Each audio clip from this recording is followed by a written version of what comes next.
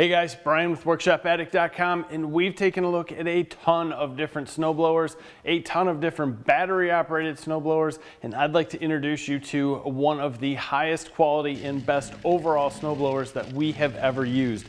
This here is the TORO Flex Force Power System 60 volt snowblower, but I'm going to say you might also hear this referred to as the TORO Power Clean E21 snowblower. A little bit about this. This is a single stage unit that is approximately 21 inches wide. If you buy it in the kit, it's going to be powered by a 7.5 amp hour 60 volt max battery, and everything that you see here is Toro quality. And that's really what stuck out to me as I pulled it out of the box and I looked at how it was put together, how it felt when I was going to use it, how everything worked. It said someone thought this through, took what they know as one of the best gas operating snowblowers on the market and said, we're gonna make this into a battery operated unit so people don't have to worry about starting them in the winter, and they don't have to worry about will it run the next time and storage. And they made a battery operated unit that absolutely rocks. So in this video, I'm gonna talk to you about how it worked in some different snow in Michigan. And then we're gonna bring it up on the bench. We're gonna go over not only the snowblower, but we're gonna go over the battery, where they actually did things that they didn't need to do just to make this unit have more quality in it. First, it is November here in Michigan, not even mid-November, and that means we're getting snow early. So the snow that you're seeing me blow around is a combination of very wet snow from falling first and the ground not being frozen. Two, it's ice from us driving over it since it was a 24-hour storm and it was wet and then got really cold, so it turns into these weird ice chunks. And three, there's some really loose snow that we can blow easily. It's more of a powdery dust stuff that's on top that blew around after it got really cold and stopped snowing. So here you're gonna see the best to the worst as far as how this machine performs. Now, when you actually get it out of the box, it's very simple to turn on. You have a simple bail in the back and an ignition button. Once you pull this bail back, the lights will turn on. You can push the ignition button, the machine will start up. You have a switch to the right that is an eco mode or a normal mode. Basically, that is just the speed of the front impeller. It's going to be like maybe half speed to full speed, might be a little more of 60% to full speed. I don't know the full specs on that. I started out in eco mode and was more than happy with the performance of this snowblower. We have a lot of ice that I'm pushing through in eco mode. We have just out of our driveway, there's mounds of ice that we've been driving over and pack the snow down.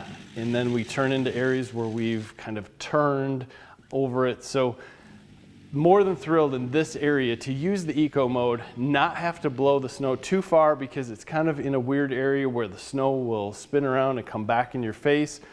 And it worked absolutely perfect. One of the things that really sticks out to me while using this is how nice and easy it is to adjust the chute. You have a handle down here that allows you to turn the chute back and forth. That handle is metal and it goes into the machine and is attached permanently, or it's not permanently, but it feels like it's attached permanently to the gearing in that chute. And that's a quality feel compared to a lot of the other snowblowers that we've used. It doesn't lock up when it's overly icy. It doesn't give you the feel that you're stretching a cable, and it's absolutely perfect. Now, to adjust the snowblower up and down, it's geared in the back on the chute, so you just push the blue button in and move it where you would like it. And that too is something that is similar to others that we've seen, but the gearing is very precise. There are very large gears on there and it sticks in place and works well. As we got into a little bit more powder, I started to just kind of check out how far I could throw the snow, and I wanted to see somewhat of how the scraper worked on the bottom, But because of this snowstorm and how it came through, that scraper on the bottom is going to give us mediocre results. Where you're seeing it really scrape down to the actual pavement, it was very wet underneath. When it's not scraping down complete to the pavement, we're flat out on ice. From either it froze because it came down wet and then got really cold, or we've been driving over it. So the scraper actually works very well. In the way it's positioned in here, it will scrape down to the driveway, as long as you're not on ice, but it will scrape well. But it doesn't seem to catch on every little imperfection in your driveway. That's something that we've seen before, where you're cruising across the driveway and you catch the slightest little 1/4 inch bump and it shoves that rail right into your gut and you're almost doing a flip over the machine. This is designed much better than that, and it works very, very well. I rolled into some testing in an area where I could basically say, okay, this is how the normal mode works, and this is how the eco mode works. Just to give you a difference in how far the snow is thrown, how much dust is created, and basically how the two work. So I was just making one path on normal, one path on eco, alternating back and forth to try to get as close as I could to the same results as far as how the snow was, just to show it. Again, there's a huge difference between normal and eco, but I am more than satisfied on eco mode. In every snowblower review, we always get asked, what about the snow that gets pushed up by the city or the county at the end of my driveway? Can this unit go through it?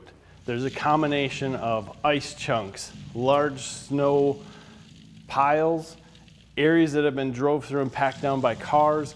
So I just sat at both ends of our driveway and started pushing through this deeper snow that's full of ice chunks. And you can hear it going through and hitting the back of the snowblower. You can see it flying out. It's getting broken up as it goes through. And this thing performed very, very well. Now with the wet snow that's at the bottom, you can bog the machines down slightly as you start pushing through it. And you can actually see the wet and water that's sitting down there. But this snowblower performed by far probably close to 1.5 to 2 times better than any other battery operated snowblower that we've used.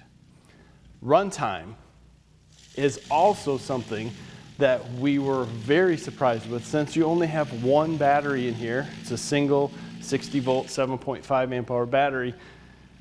It rocked. We have a driveway that when you're looking at this, you're going, there's no way that this guy cleans this driveway with this size snowblower, and you are 100% right. We have a tractor that we take and go through it with a full dual stage heavy duty snowblower on the front. And this little guy managed to clean up 80% of it, actually closer to 90, because some of it you're just not going to get off because of the ice. And I still had time left in the battery. So basically Toro's going to tell you you're going to get about 16 cars worth of driveway. 16 cars is a ton. If I were to create that and tell you how much I cleaned of about 4 to 6 inches of snow, I'm going to tell you you're going to get about a 130 by 30 foot driveway. And then by the time you get done with that, you're done snow blowing, and the snowblower is going to be ready to go away also and get recharged. It's just a ton of life, a ton of power, and a lot of surprising snow blowing that you're going through. Really impressed with this unit. So we talked quite a bit about the quality that you see in this product. You have a nice plastic hinge door here that stays up and feels like it's the same quality as the rest of the unit, not something that's going to fall down or you're going to drop something on it and it's going to break. The battery feels crazy quality, but we're going to go into that one later. That's it. Batteries installed. Very simple. Now to turn this on, we're going to pull the bail back and we're going to push the ignition button. That's on full speed. You can hear it drop down to eco. back up to full. So this unit is just shy of 21 inches from the outside to the outside. And you'll see it's clearly metal all the way down. The auger or impeller here is metal, bars going around it. And then as you get to the back, that's where some of the plastic starts. Now, Toro's been doing this for a long time and they know what plastic to use on this, and it obviously works well, as we've ran a ton of chunks of ice through this thing with absolutely no issue. The difference here on this machine and a lot of the battery powered ones is going to be this scraper. This scraper is used. I tried to push this and beat on it and do everything I could to find out how well this scraper is going to hold up. And you can see it's dinged up a little bit here, but this scraper is easily replaced. 2 screws up top, they're Phillips, 4 in the back, flip it over. Very simple. In the manual, they recommend that you replace this about every 20 hours, but you can see that they have lined this up to wear pretty well, and it's really meant to get down and scrape, and as it gets beat up, it will continue to wear back and back and back, keeping you level with the driveway and getting rid of these little imperfections as it wears through. If you get to the point where you are scraping constantly on the metal up front, you know that you need to check this, because probably once a year for most people, you're going to want to replace this scraper blade. Being a battery operated snowblower, there is no maintenance to it other than what I have in my hand, and that is the battery. Here you can see that Toro took some time to add some things to this that make it stand out. An awesome battery meter or fuel gauge tells me here I'm half full. This handle on the top is absolutely amazing, and I'll show you pulling it in and out of the snowblower how well it works. But even underneath there, they've got some grips in the rubber so that your fingers get underneath there and feel very comfortable moving this battery around. They spent some extra time in this battery that a lot of other people didn't, just to make it feel comfortable and make it feel like it's quality. Now there is some pretty good weight here, and that's because this is a 3P battery, 7.5 amp hour, so it's very large, but they're also giving you some airflow through this battery, so if these cells were to heat up, or even during charging, they can keep the battery cells nice and cool. You can see there's air inlets and outlets here that are going to help push air through this battery while charging to keep the cells at the right temperature. Now, charging these batteries is going to be interesting between multiple different manufacturers. Some will say a fast charge is the way to go, and some will say a slow charge is definitely the way to go. In Toro's case, they believe in a little bit of a slower charge for this battery, as it takes approximately 2.5 hours to charge it. But if you do some digging around on the competition who does do fast charging, you will see that they will have a lot of their cells burn out or poor battery quality because of it. So summertime storage of this unit is very simple. You pull the battery out. We're going to want to keep this battery about half charged, and I'll go over that a bit later. At this point in time, we can loosen up our clamping system here on the handlebars if we want. We can roll that forward. We can keep this tight if we wanted to, and being that there is no gas or oil in it, we can allow this unit to sit forward. We can hang it on the wall. We can do just about anything we want with it because of the no oil, no lubrication. Now you can fold this handle in. There are some screws in the bottom. You'll have to install these if you pull this out of the box yourself. It makes it easy to put in any position that you really want to store it. This handle comes out if you were going to put it somewhere, and you can easily, from there,